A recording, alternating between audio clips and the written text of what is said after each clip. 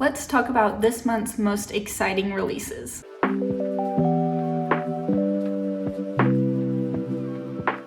Hello and welcome to my channel. My name is Madison and I am so excited that you're here. In today's video, I am going to be discussing all of April's most exciting releases because I feel like I never know what books are coming out when. So I wanted to deep dive into all the books that are coming out this month and we can discuss a little bit and see if any of them are ones that we're gonna want on our TBR. So let's get into it. Okay, so I've pulled up Goodreads on my computer right here. So I thought that we could just browse around and take a look. I have all the April releases pulled up here and there's quite a few. So I don't know if we're gonna get to all of them, but I wanted to talk about the most popular ones and then some that maybe I haven't heard of that also look pretty good. Okay. I think we'll start over here in the popular new releases. Obviously, the first one on the list is Funny Story by Emily Henry. I'm sure that you have all heard of Emily Henry, but if you haven't, she writes romance books, but they're a little bit more literary fiction romance. Just the way that she writes her stories is so amazing, and everyone loves her books. I haven't heard a bad thing about her books. So she has written Beach Read, People We Meet on Vacation, Book Lovers, and Happy Place so far. I know she has some other older ones, but I haven't read those and those aren't as popular. I actually don't know too much about this book, so I'll just read part of the blurb real quick. It says, Daphne always loves the way her fiance Peter told their story. How they met on a blustery day, fell in love over an errant hat, and moved back to his lakeside hometown to begin their life together. He was really good at telling it right up into the moment he realized he was actually in love with his child best friend Petra. Stranded in beautiful Waning Bay, Michigan, without friends or family, but with a dream job as a children's librarian that barely pays the bills, and proposing to be roommates with the only person who could possibly understand her predicament, Petra's ex, Miles Nowit. Scruffy and chaotic with a penchant for taking solace in the sounds of heartbreak love ballads, Miles is exactly the opposite of practical, buttoned-up Daphne, whose coworkers know so little about her. So this seems so interesting. It's the way that the two exes meet up and are roommates. I feel like this is giving everything that we need it to give, and I have heard such great things about this. Obviously, everyone who's already read it has rated it pretty highly. It has a 4.53 on Goodreads, so this is definitely going to go on my list. I already have it on Want to Read on Goodreads, and this one is coming out on April 23rd. Okay, back to this popular new releases list. We have Elie Bardugo, which I haven't heard about. It looks like this one comes out on April 9th, which is really soon. Let's see. It's called The Familiar. In a shabby house on a shabby street in the new capital of Madrid, Luzia Cotado uses scraps of magic to get through her days of endless toil as a schoolian. And I looked up this word because I didn't know what it meant. It means basically someone who works in the kitchen. But when her scheming mistress discovers the lump of a servant cowering in the kitchen is actually hiding a talent for little miracles, she demands Luzia use those gifts to better the family's social position. What begins as simple amusement for the bored nobility takes a perilous turn when Luzia garners the notice of Antonio Perez, the disgraced secretary to Spain's king. Still reeling from the defeat of Armada, the king is desperate for any advantage in the war against England's heretic queen, and Perez will stop at nothing to regain the king's favor. So it looks like this is historical fiction fantasy. I have really liked her books. I feel like for me, they're pretty hard to get into just because everything in her books are so complicated, but once I do, I really like them. And I haven't yet read a historical fiction fantasy, so this sounds pretty interesting. I probably won't be getting to it this month and I probably won't purchase it, but I might try to find it on Libby or at my local library to see if this one is good. All right, next up we have Just for the Summer by Abby Jimenez, and this one came out on April 2nd, so it's already out. I actually went to the bookstore on the day it released and got me a copy. I am so excited, but like always, I didn't read the blurb before I got this, so let me read it now. It says 4 dates, a kiss, and a breakup. That's all it will take to find their soulmate. When it comes to love, Emma is cursed. Every guy she dates finds his true love after they break up, but it turns out she's not the only one afflicted with this condition. His name is Justin, and his Reddit thread about being love's good luck charm has gone viral. Now the two have to come up with an ingenious plan. If they date each other, their curses will cancel out and they'll go on to find their soulmate. Only Justin wasn't supposed to be so unbelievably cute and hilarious. But when Emma's toxic mother shows up and Justin has to assume guardianship of his 3 siblings, they're suddenly navigating a lot more than they expected. including catching real feelings. Has fate finally brought the perfect pair together, or will their cure be more hazardous than the curse itself? Okay, this sounds so interesting. It seems like they're going to meet online and then meet up to fake date each other, but then it seems like there are some other deeper topics that it's going to go into. So I'm so excited about this one. Obviously, it's going to be a perfect summer read, but I will probably get to it before then. And then on Goodreads, it's been rated pretty high. There are 5,000 some ratings, and it's at a 4.64, which I feel like is super great for Goodreads. So I am unbelievably excited about this, and the cover is just beautiful. Okay, next on this list is The Reappearance of Rachel Price by Holly Jackson, and I am currently reading this one and I am so excited. It also came out on April 2nd, so it's already out, and if you have a Barnes & Noble near you, you need to go check out the edition that they have. It is so beautiful. I'll put in a video of it right here. The end papers are gorgeous, and then it has some foiling on the front cover. So this is basically about this 18-year-old girl named Belle, and her mom went missing when she was 2.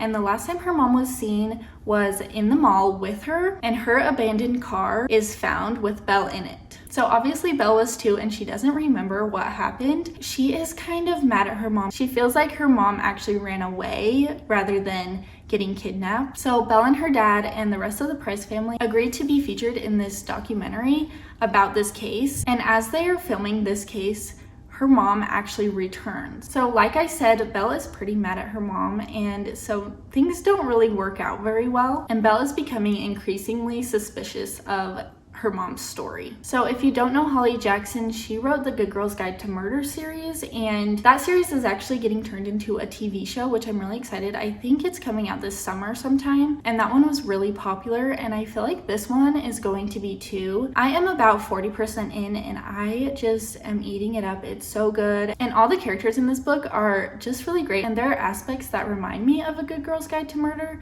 that I think she does really great. So I'm so excited to see how the ending goes, and it's looking like a 4 or 5 star read for me. And this one also has a 4.41 rating on Goodreads with 2,000 ratings. It's a little less rated, so we'll see what happens to that rating once more people start to read it. And I feel like if you love mystery or true crime, you're going to love this one too. All right, let's go through some of these pretty quickly now. We have The Rule Book, which is by Sarah Adams. I also read this one.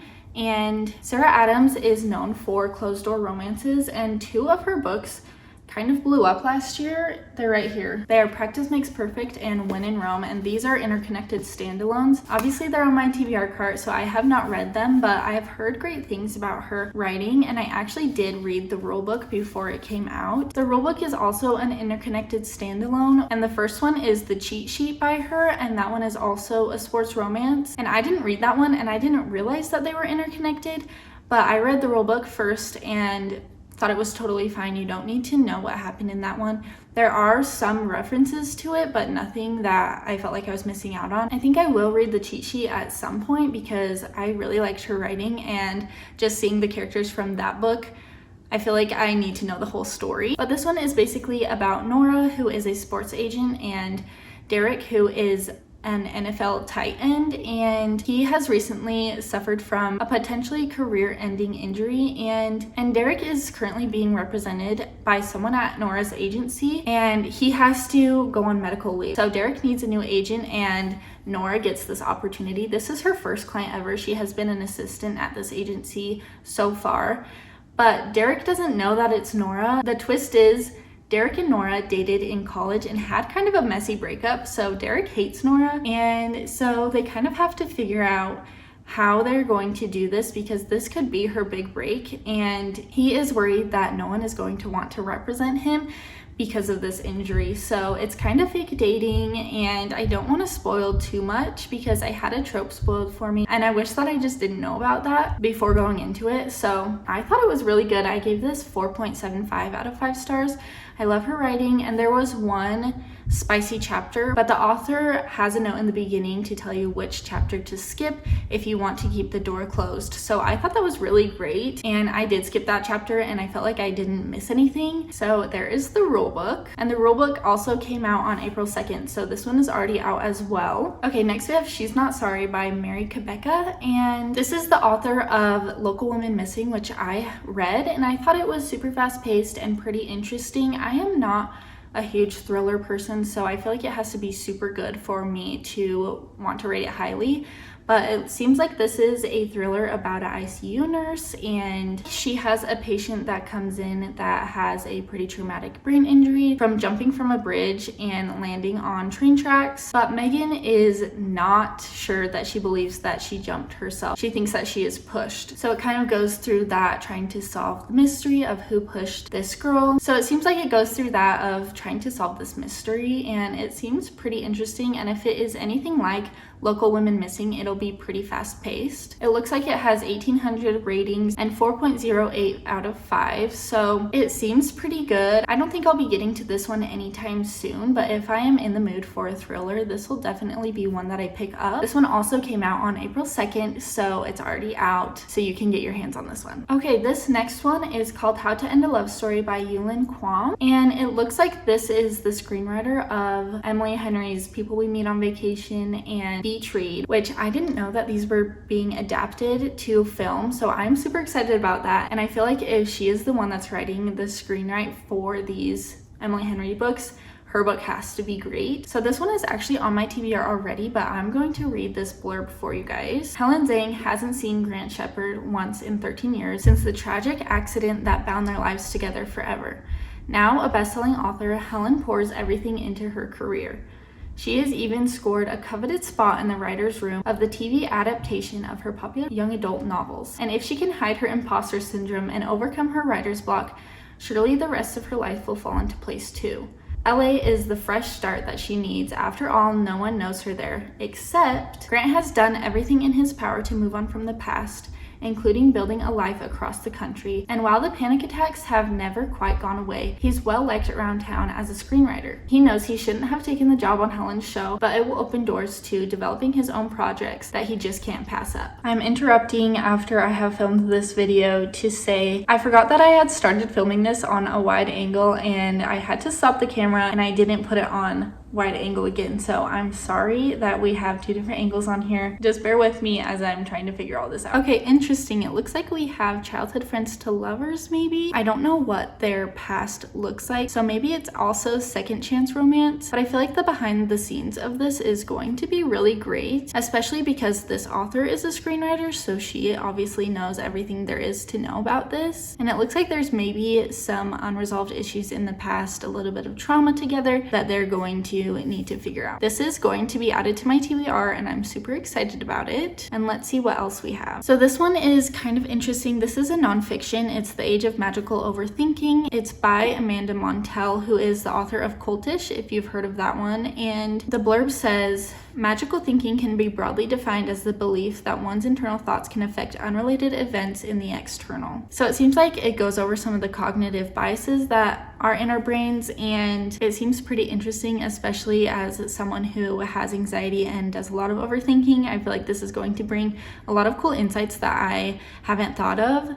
So this one is also on my TBR. I love the cover, and I'm interested to see what I think of this one. That is kind of all the ones that I had heard about. I wanted to go over some that I don't personally know the authors or are as popular, just to see if those ones seem good and see if we should add those to the TBR. And this one definitely caught my eye. It's To Gaze Upon Wicked Gods by Molly X. Chang, and it looks like this is the first in a series, and it's fantasy. So the blurb says, she has power over death, he has power over her. When two enemies strike a dangerous bargain, will they end a war or ignite one? Heroes die, cowards live. Daughter of a conquered world, I don't know if I'm saying this right, but Ru Ying hates the invaders who descended from the heavens long before she was born and defeated the magic of her people with technology unlike anything her world had ever seen. Okay, so there's a little bit of magic. Blessed by death, born with the ability to pull life right out of the mortal bodies, Ru Ying shouldn't have to fear these foreign invaders, but she does. Especially because she wants to keep herself and her family safe. When Ru Ying's gift is discovered by an enemy prince, he offers her an impossible deal. If she becomes his private assassin and eliminates his political rivals, whose deaths he swears would be for the good of both their worlds and would protect her people from further brutalization,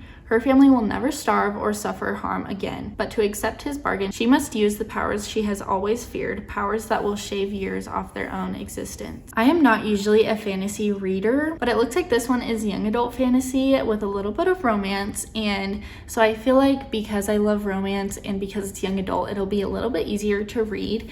And this cover is just beautiful, so I feel like how can you not want to pick this one up? So I'm going to be adding this to my TBR, and I will get to it sometime, and this one comes out on April 16th. Okay, the next one that is kind of sticking out to me is Heart Still Beating by Brooke Archer, and this one came out on April 2nd. I feel like the cover is so interesting. I'm interested to see what this is about. Okay, it says perfect for fans of Crystal Sutherland, which I haven't heard of, Adam Silvera, which is the author of They Both Die at the End, and the darkly human side of the HBO Max horror drama The Last of Us. So The Last of Us is based off a video game, and it's kind of, there's like this disease that is killing everyone. It's kind of post-apocalyptic.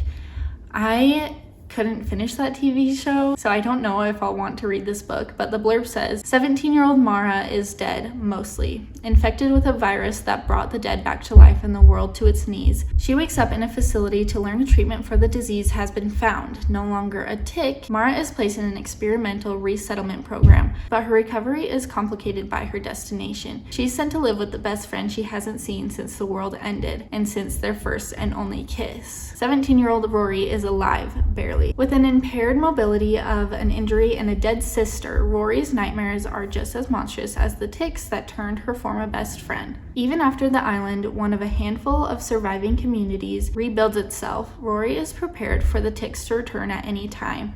She never expected them to come in the form of the only girl she's ever loved. As the girls struggle with their past and the people they've become, and with the island's fragile peace in the balance, Rory and Mara must lean on each other to survive or risk losing the girl they love all over again. Okay, this is not at all what I expected, but I feel like this will be super interesting. It looks like it's only 336 pages, so it's not super long. It's also young adult, has romance, a little bit of fantasy, LGBTQ representation, a little bit of dystopia. I feel like this is going to be super interesting, and even though I didn't love The Last of Us, I feel like it'll be a little less horror and more about the complications of having this disease and being cured of it, and then obviously the little bit of romance and them trying to figure out their complicated past.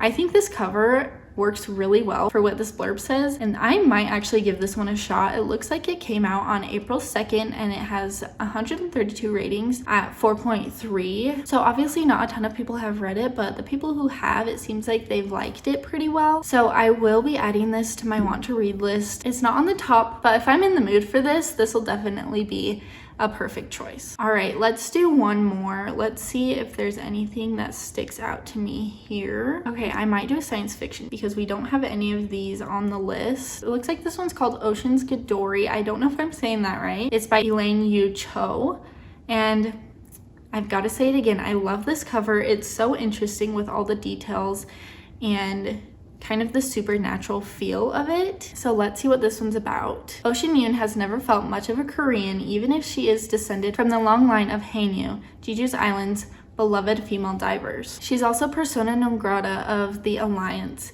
Korea's solar system dominating space agency. Since a mission went awry, she earned a reputation for being a little too quick with her gun. When her best friend Teo, second son of the Anand tech empire, is framed for murdering his family, Ocean and her misfit crewmates are pushed to the forefront of a high-stakes ideology conflict. But dodging bullets and winning space chases may be the easiest part of what comes next. A thrilling adventure across the solar that delivers hyperkinetic action sequences and irresistible will they won't they romance, alongside its nuanced exploration of colonialism and capitalism. Ocean's Gadori ultimately asks, what do we owe our past? How do we navigate our present while honoring the complicated facets of our identity? What can our future hold? This sounds pretty interesting as well. It's science fiction, romance, and LGBTQ representation. I am not usually a science fiction reader. I don't know if I've ever read a science fiction. I feel like I just don't have the brains enough for it. But since there's romance in here, because the setting of space and the deeper topics and questions it is trying to answer in this make me pretty intrigued. So I will probably put this on my want to read list as well.